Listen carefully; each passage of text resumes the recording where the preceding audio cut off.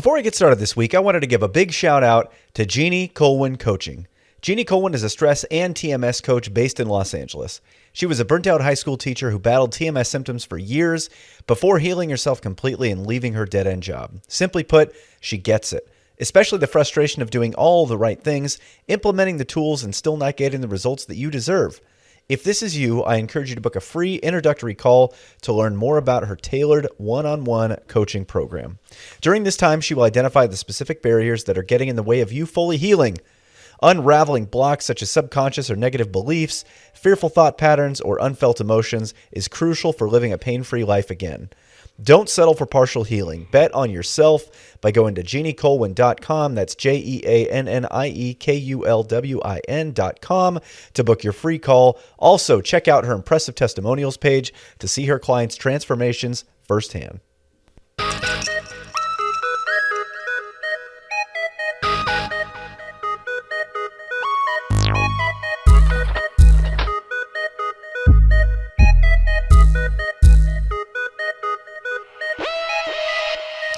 Welcome back to the show. It is May the 30th. We are just about in the midway point of the year, which is pretty crazy to say the least. But hey, thanks for being here again. I'm so grateful for you to be here. If you would consider going over to patreon.com/the Mind and Fitness Podcast. There's about 22 patrons that continue to support this show week after week and month after month, and I appreciate all of you for continuing to come and support the show. This week, a little bit different of a guest, and I've kind of followed him on Instagram quite a bit. His website, transformpelvichealth.com. We focused a lot on men's pelvic health, so not to say that there's not value for females listening to this episode, but we kind of dive a little bit more into men's pelvic health and sort of his story going back, absorbing the Dr. Sarno information, mind-body syndrome, things like that. So it's really neat to hear him talk about this because it's not anything that we've had anybody on the show talk about before. So without further ado, here is Michael Hodge and I talking about men's pelvic health. Welcome back to the Mind and Fitness Podcast. As always, I'm your host, Eddy Lindenstein, and I'm here with Michael Hodge from North Texas. Is that correct? Can you hear me? Yes. How's it going, Eddie? It's great to chat with you. I had mentioned off air that not too long ago, I had a guy on, Andrew, who had talked about overcoming pelvic pain issues, and you are in the pelvic health space. And so I haven't had anybody that is a coach or anybody that is helpful, especially on the male side, that's come on this show. And so I'm looking forward to talking to you. Yeah, definitely. I never knew I was going to do this work, but it was the hardest thing I ever went through in my life. Pelvic floor dysfunction, urinary frequency, premature ejaculation, ED, literally all the things that I help guys with. I kind of had the full gamut of it. Yeah. And kind of the way my life developed out, I ended up partnering with a doctor of physical therapy, putting out videos and just helping. And it just cascaded from there. People kept coming to me. But yeah, a lot of men don't even know that this can happen to them. So they're like, oh, I didn't know I could have pelvic floor dysfunction or issues like that. I thought it just comes from childbirth. So they go to their doctor and they're like, oh, it might be prostatitis. Here's some antibiotics, and they treat it like a pathogen. And they're like, maybe I have some weird, crazy prostate cancer, or there's just a lot of misinformation and misunderstanding in this area. Can you, and you sort of did it there for a second, but can you just sort of clarify what are kind of all of the things, at least some of the common things that fall under the category of pelvic health? For men, let's say for men specifically when I say that. For men, let's look at things like pelvic floor dysfunction, which is where you oftentimes have a very tight pelvic floor. It can lead to pain. It can lead to urinary frequency, urinary hesitancy. You can also see erectile dysfunction, testicular pain, perineal pain, pain after ejaculation, pain in the anus, and premature ejaculation as well is something that can be seen as TMS, which I'm really excited to talk about those sexual issues because they're usually not discussed. But all of the things, I call it the root region of the body. So if you have any form of non-structural genitourinary dysfunction, that is TMS, or it's a mind-body condition if there's not a disease pathology at play.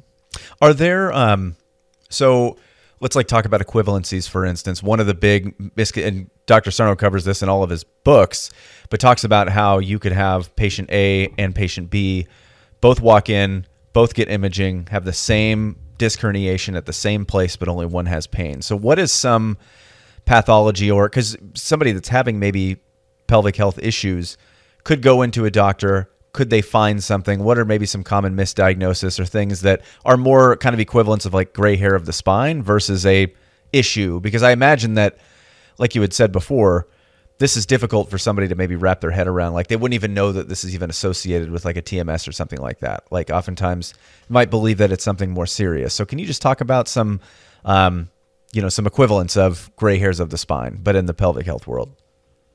Yeah, the most common one that you would find would be pelvic floor tension, because you can feel the tension. You might go to your physical therapist and they'll actually feel your perineum, or they will do some sort of form of biofeedback, which measures the strength and the tension in that area of your body.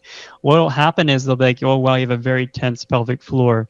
You need to do this rigorous program of stretching and exercises to change that. There's a very mechanical musculoskeletal perception that then takes place. With erectile dysfunction, I mean, you really aren't able to get an erection. You're like, I just can't get it up. So there's just a clear, physical symptom that you're experiencing. So there's not necessarily the same parallel. But in terms of, this whole area, the pelvic floor tension is the biggest one that will come up as a red flag that's perceived. But you could have someone who has tension, just like someone will hold tension in their neck or their shoulders. And it's an acute situation. They just hold it there. It doesn't become a thing. They don't get scared. The whole fear pain cycle doesn't start. Maybe they do some natural stretches or run and it just goes away, right? Sure. So you can have acute situations of pelvic floor tension as well. Yeah. Okay. How did you get into this line of work? Yeah. So, I went through a 5-year bout with pelvic floor dysfunction, which was very severe and challenging, and went through the other symptoms that I've mentioned. But I was always in the back of my head and the back of my heart to give back in some way. I thought I might make some videos. I might talk about it. I ended up being interviewed on Dr. Brianne Grogan's YouTube channel. She's a really well-known pelvic health physical therapist, and just put my email address out there. And I was like, guys, if you need help, reach out to me.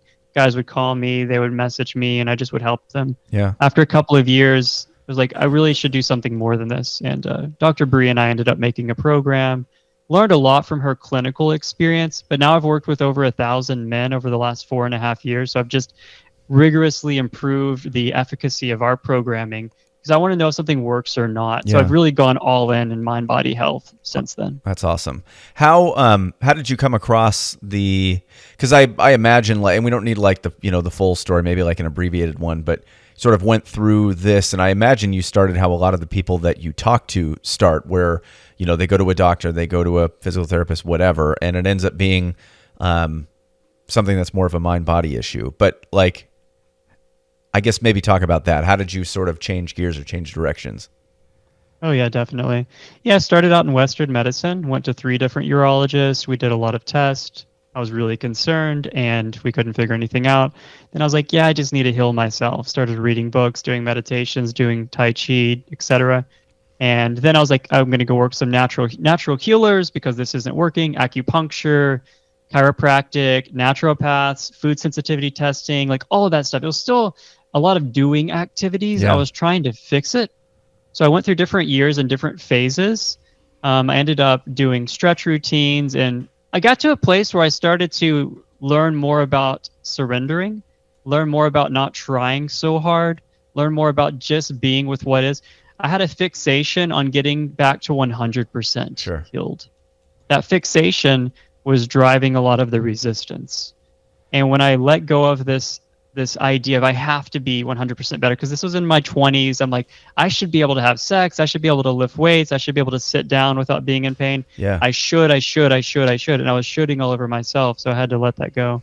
You're saying some of the phrases that I feel like I've heard before, like Nicole Sachs. I think I heard her saying the shoulds, but she could have gotten it from somebody else too. I think I was hoping that you were going to go down that path, because I specifically typed down a lot of doing and trying to fix it. So I imagine like maybe we'll come back to this topic, but I'd like to get into this first. Anatomically, like medically speaking, what is occurring with men that have these kinds of issues? Like, what is going on that causes them to suddenly have that versus somebody that might have they wake up in incredible pain with their back or their ankle or whatever. Talk about anatomically what's going on.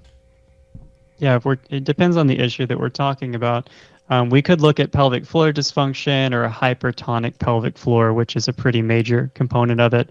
What you'll see in the anatomy is tension being held in the perineal muscles and the pelvic floor muscles, which basically hold up your pelvis like a hammock. There's a lot of tightening. And why is that happening?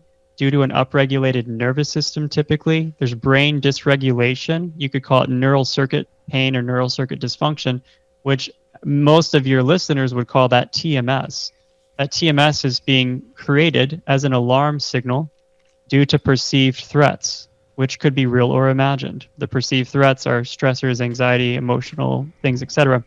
But what's actually taking place in the body, yes, there's a tightening of the muscles. There's a pulling in. The best example of this is in animals that have tails. You look at a dog when they are scared, they pull their tailbone in. Yep. So the human body does the same type of thing, pulling forward and in with the pelvic floor muscles when there's fear, worry, anxiety, concern, some sort of distress. That's the anatomical side. So this is really interesting. This didn't even come to me until just now as you said that. And if you can't even speak on this, just say so. When I was kind of in the midst of all of my various health issues, and I didn't have pelvic health never would have even occurred to me. But I remember going to see a Rolfer, and she had talked about the root of my back pain being this, like a pelvic tilt, like a lateral pelvic tilt. And at the time, it seemed like really in vogue at least on YouTube and a lot of the fitness bros and stuff that I followed was around, like an anterior pelvic tilt or a posterior pelvic tilt. And does that kind of fall into this realm, or is that completely different? Or oh yeah, it's very related. It's funny. I had a pelvic tilt every time I went to physical therapy for 11 months straight, and it was like my lifeline. I would be doing so bad. I'm like, I can't wait to go on Monday. Yeah, Tina's gonna help me out, and she would my right leg would be longer than my left leg. Yep. She'd do some stretches, some adjustments. She was like, "Oh, your pelvis is aligned again." Come back a week later, it's in the same place again. Yeah. So why is it I was trying to sit perfectly, stand perfectly, do my stretches. I'm doing exactly what you should do to maintain the perfect pelvis, yet it's still going back. Yeah. Why is this? The subconscious mind is at play. It's directing the autonomic nervous system has control over the respiratory system, cardiovascular system, musculoskeletal system, the genitourinary system. So whenever it's operating you 95% of the time, it can address, it can change, it can modify your posture. Yeah. So I want to talk about, because you had said that you want to spend some time on sexual dysfunction, that kind of thing. Let's go down that. Start talking about that. Yeah, definitely. I think that men deserve to know the truth about sexual health and that they have the power in their own hands to change it. There's a stigma and a discomfort around men's sexual health, even in the mind-body community for some reason. I've literally been on other TMS experts podcasts and I want to discuss it. Let's talk about it. Let's bring these issues to light. And they're like, I'm really uncomfortable. Yeah. I don't really want to talk about that. Why is there a discomfort around sexuality? It's not bad. This is a part of our bodies. I think that men have penises, or females have vaginas, we fart, we poop, we burp, we have sex. There's nothing wrong with being who you are. Yeah. So I think that if you're dealing with something like erectile dysfunction, which on the female side, vaginismus is kind of a corollary. It's similar. This is where the vagina is really, really tight. There's so much tension that you can't penetrate. Not really able to have sex with your partner. Yeah. Erectile dysfunction, you're not even able to get erect to be able to penetrate. So there's no ability for intimacy. So with erectile dysfunction, of course, check out by your doctor. Do you have a structural component, maybe cardiovascular, a specific disease pathology? That's possible. But in many cases, this is TMS. And yes, the basics need to be there. Are you eating well? Are you exercising? But what's interesting, most of my clients, they are in really good shape. Mm-hmm. They're like eating perfect diets, yet they can't even get an erection. Yeah. Yeah. What about, you mentioned earlier this concept of the necessity to surrender. Can you talk a little bit more about that? And I'm mostly curious about people that come to you that probably have tried a lot of different things. What are some of these methods of surrendering that ultimately can help them? Yeah, definitely. When it comes to ED and even other issues, I'll give you a little metaphor. Imagine the penis is a balloon, and a lot of men with ED, they're trying really hard to fill this balloon up with more air so that they can get erect. Either it's taking a pill, maybe they're doing Kegels or other exercises, pelvic floor strengthening exercises, they're using special devices, special therapies, but the penis is actually tethered down to the ground. So you actually need to release the tethers, not just add more air to the balloon. And then it lifts like normal. Yeah. So when it comes to surrendering, it's first realizing that those doing activities are the mind trying to fix the problem instead of looking beneath the surface of why your brain is creating this in the first place. It's creating it to distract you from something deeper. It's creating you to distract. It's easier to have another thing to deal with. Oh, I used to have headaches 5 years ago. Oh, I used to have digestive issues. Oh, I had anxiety or whatever, as you know, right? Symptom imperative, things can shift. Yep. Looking at the root causes. So surrendering means surrendering to what is right now, because non-reaction is huge, right? Knowing that your body's fine, it's like there's nothing structurally wrong with my body. That does help. But then if you try to have sex and you can't get it up and you beat yourself up again, that self-flagellation over and over and over again, it's keeping you in that fear cycle. You could shift into making sex about pleasure, presence, and connection, and just being with the person that you love as you're looking beneath the surface. Are there emotions? Maybe this person's father just passed away a year ago. Maybe there's personality traits that are running rampant. They're afraid and they're really escalated right now. Relationship dynamics. There could be the fear to actually talk about something between the person and their partner. There are various things that could be going on. So surrendering, it's a little bit later on, right? We want to bring some awareness to what I call the root causes. And once they're there, you can surrender to what's happening. The letting go process happens by letting it be, paradoxically. What is it about? When I interviewed Dr. Schubiner a few years ago, it's been almost 5 years at this point. One of the conversations we had around, or was around, why do certain symptoms in certain places hit certain people? And there was talk about, for instance, we were talking about with me, like a lot of my issues would happen or occur when I was like riding my motorcycle or when I was lifting weights, like doing really specific things. And I could do other things that very much mimicked the exact same posture or the same movement or whatever that wouldn't cause a problem. But when I would do the activities that I really, really loved, I would start having problems. And so can you talk about why, and maybe it's just a guess, an educated guess at this point for you, or maybe there's some research to it, I don't know. But why for some men, their TMS equivalent is this? I love that question. I just wrote a book. I'm still working on it. It comes out early next year, but I really expounded upon this area because nothing is random in the universe from everything that I've seen. So is it random that one person has pelvic floor dysfunction and another one gets back pain? I would say that it's not random. Symbolism is possible if you consider this route. Someone who is having a sexual imbalance in some way, whether it be related to porn, whether it be a relationship dynamic with their partner around sex or intimacy, there can be some symbolism that clearly makes sense why your body wouldn't be reacting. Another thing is I like to look at the yogic system, the ancient chakric system. If you look at the chakras throughout the body and you correlate it to modern energy center science. So Dr. Joe Dispenza does a lot of research into the energy centers of the body, which are really nerve plexuses. Yeah. It's a miniature brain. So the lower mesenteric plexus is the one that governs the root region of the body, the genitals, and the pelvic floor. What statements are relevant and related to that part of you? That would be sexuality and survival.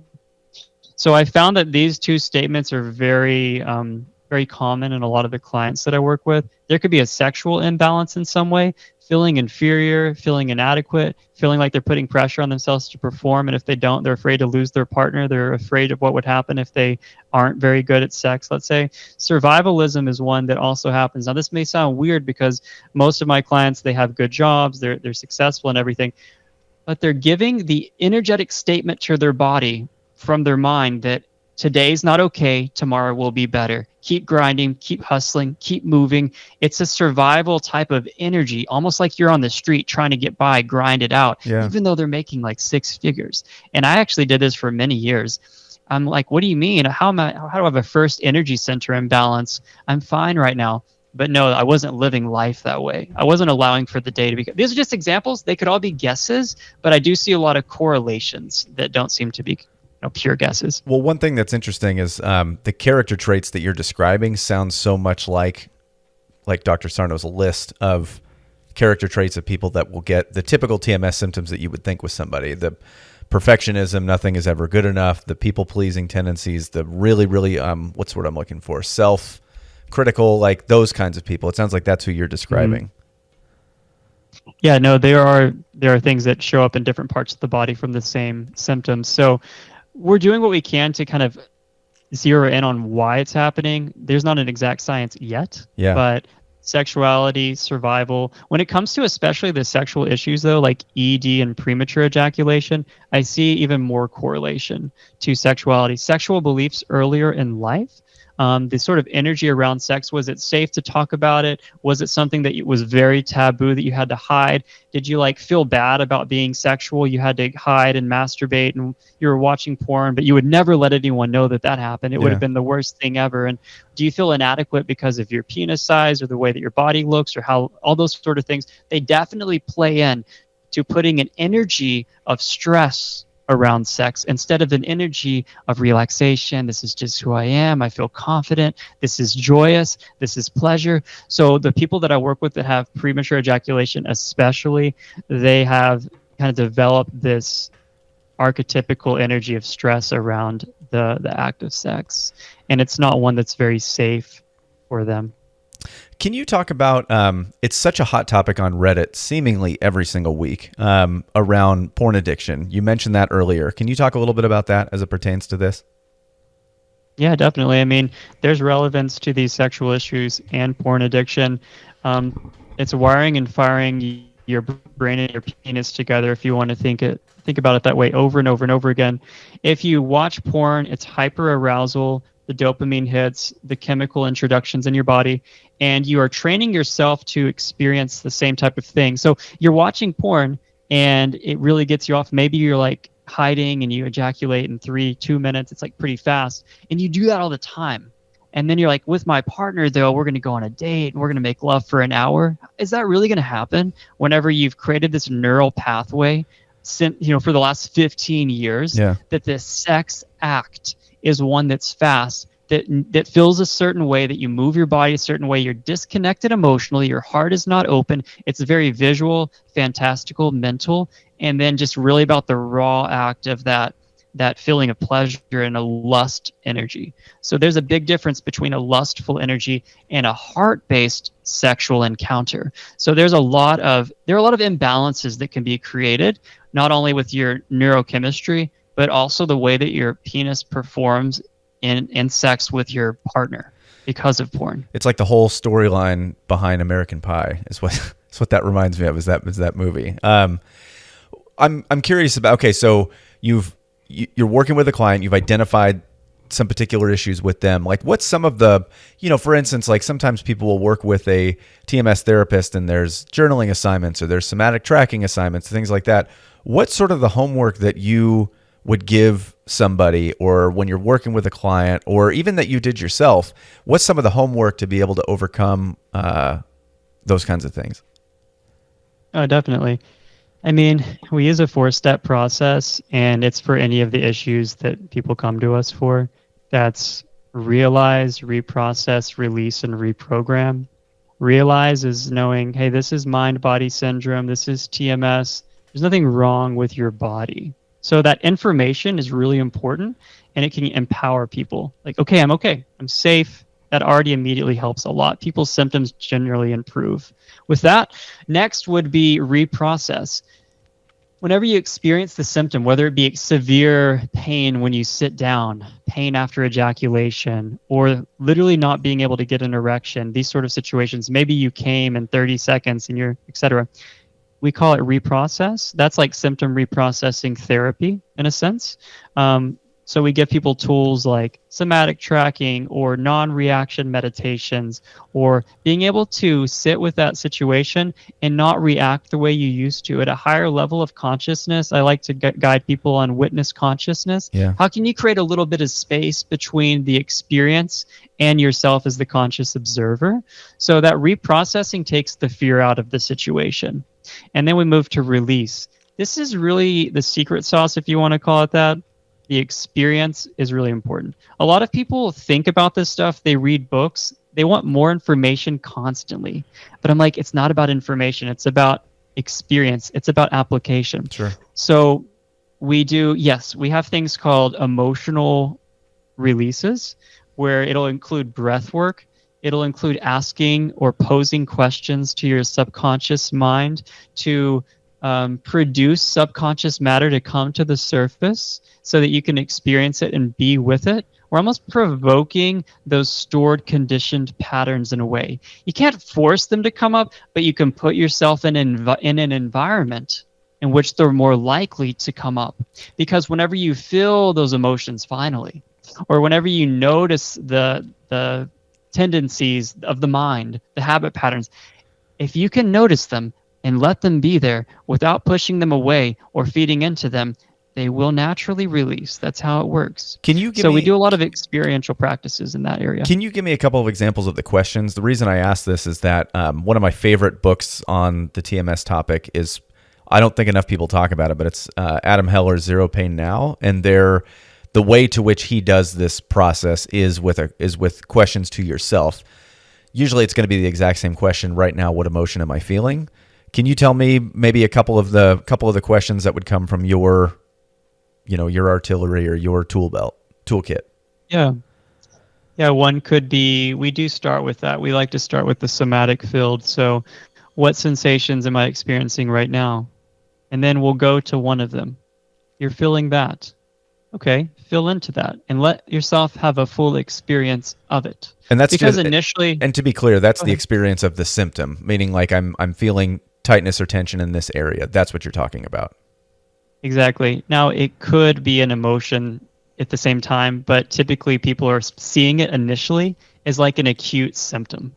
So we want to go beneath it. We definitely don't want to be calling it just pain or blah, blah. No, it's a sensation. Yeah. It's a sensation. Yeah, we go beneath it though. Sit with it a little bit. The question may be posed such as, what is this sensation trying to tell me? What message does this have for me? We might also go into other things like connecting with the heart. What is inside of you that you have? What have you not been listening to? Or what has your heart been trying to tell you? Etc. So there are different forms, and they're not all coming to my mind right now, but those are things that we do. We want to help you connect with something deeper that you're usually not feeling into on a day-to-day basis. We're very much in our heads. We want to drop down into the heart or into the body and get a sense for what's beneath the surface. Silencing the mind, not that we're forcing the mind to be silent, but it's huge because whenever you clear out the topical barriers of the mind, you can get down to the subconscious. This is why I like to use breath work. We'll do like a 30 or 40-minute breath work journey. You're just breathing. There's no thinking, there's no doing. The mind's thinking, but after 10, 15, 20 minutes, you really don't have very many thoughts anymore. Yeah. So it's a really cool hack to do that. And I have other meditations and practices. And I'm actually excited because I'm doing something completely new this summer, a 2-day root cause release retreat that will be done at home by people. That's because when you can have longer periods of time without distractions, without thinking, without going into your day-to-day, you're just distracting yourself. Yeah. It's so much easier. And you really have no options, no escape for the conditioned mind. The things that people are like, why do I have TMS? Why is it still here? You're going to see it on day, 2, when you've been sitting in silence with barely any anything for a couple of days. So yeah, we're doing something like that. That's awesome. When in the summer is that happening?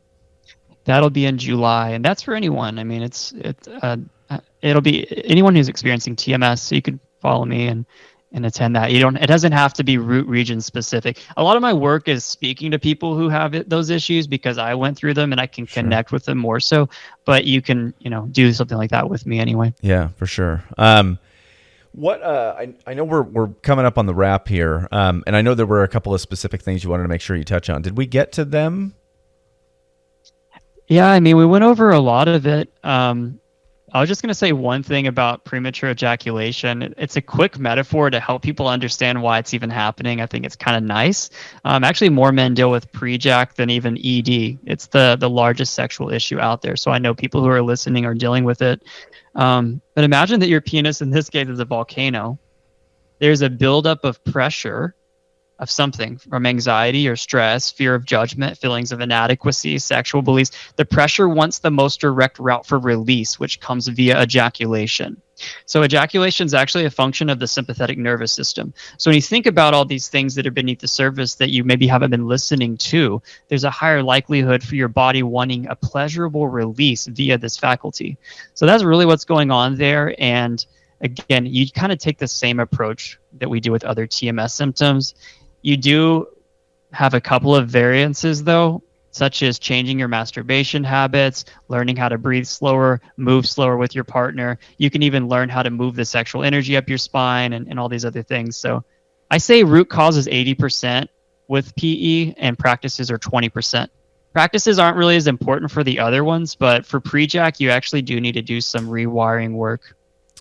I feel like there was a video when I was scrolling through your Instagram, by the way, shortly after we started talking. I feel like there was a video that, and I'm trying to go back and see the date. It's going to take me a while to actually go find it. But where you actually taught, and you just mentioned it again, slower with your partner. I feel like that was maybe a video topic that you did at some point, was around speed or intensity, or there was something like that. That sounds like it's what you were just describing. Did I have that right? Does that ring a bell at all? Yeah, I definitely talk about going slower. If you're dealing with these, especially Prejac, slowing it down with the body actually helps the mind to slow down. Just like if we start to take deeper breaths, we're going to lower our brainwave state from mid or high beta, maybe even down to alpha brainwaves. That's a really good place to be for ecstatic sex. So the slower your brainwaves, the less that you're shattered and all over the place. We're coming into brain and heart coherence in this way. So that's a central teaching that's very helpful. So you're talking about like during the actual act of sex to slowing down breathing, like consciously slowing down breathing. Yeah, if someone's going from, dealing with lifelong PE where they ejaculate in 1 minute or less their entire life, and they want to be able to have control the last 5-10 minutes or as long as they want, it's a very helpful somatic practice. Yeah, absolutely. Where can people find you online or on the socials, Michael? Yeah, transformpelvichealth.com or at transformpelvichealth, and I'll be there for you. Awesome. I'll put this stuff in the show notes. Michael, thank you so much for being here, and let's keep in touch. Hey, thanks, Eddie. Okay, take care.